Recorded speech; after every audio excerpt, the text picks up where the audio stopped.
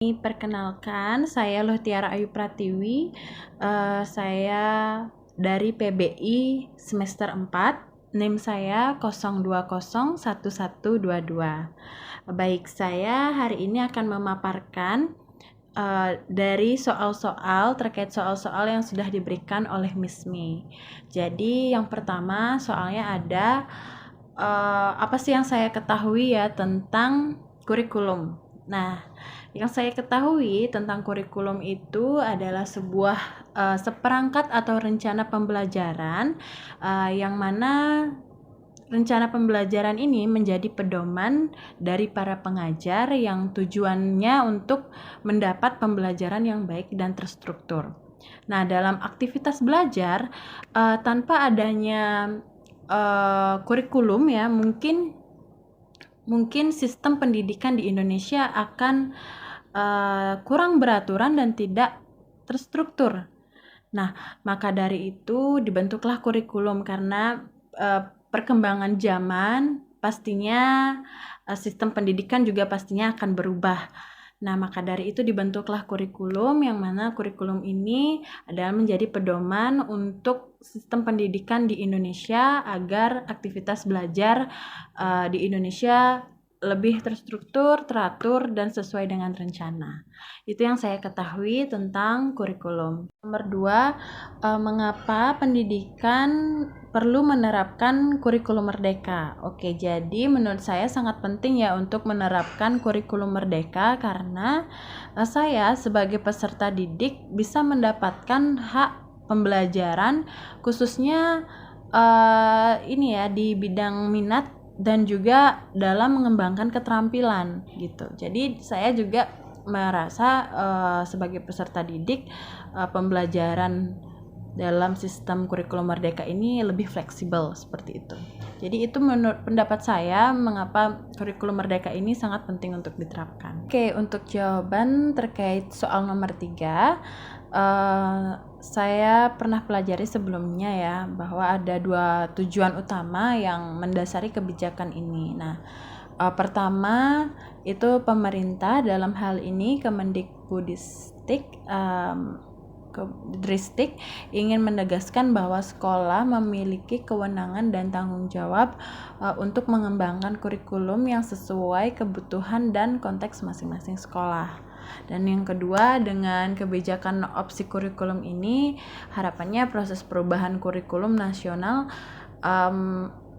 bisa terjadi secara lancar dan bertahap. Oke, itu yang saya ketahui tentang jawaban nomor 3.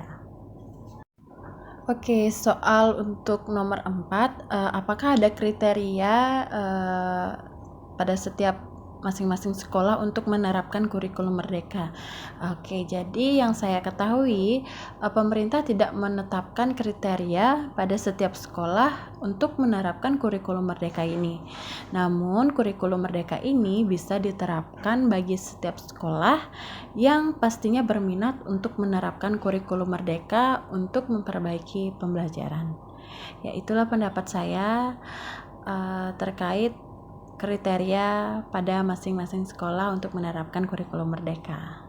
Soal nomor 5, bagaimana bentuk penerapan struktur kurikulum merdeka?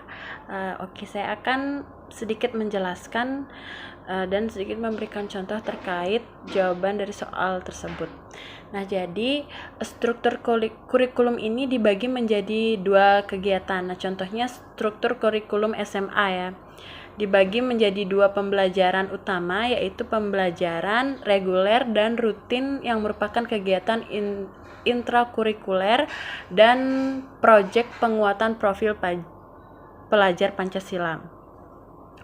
Nah, di jam pelajaran biasanya diatur per tahun. Nah, satuan pendidikan dapat mengatur alokasi waktu pembelajaran secara fleksibel untuk mencapai jam pembelajaran yang ditetapkan.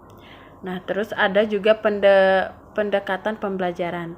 Jadi satuan pendidikan dapat menggunakan pendekatan pengorganisasian pembelajaran berbasis mata pelajaran tematik dan integrasi.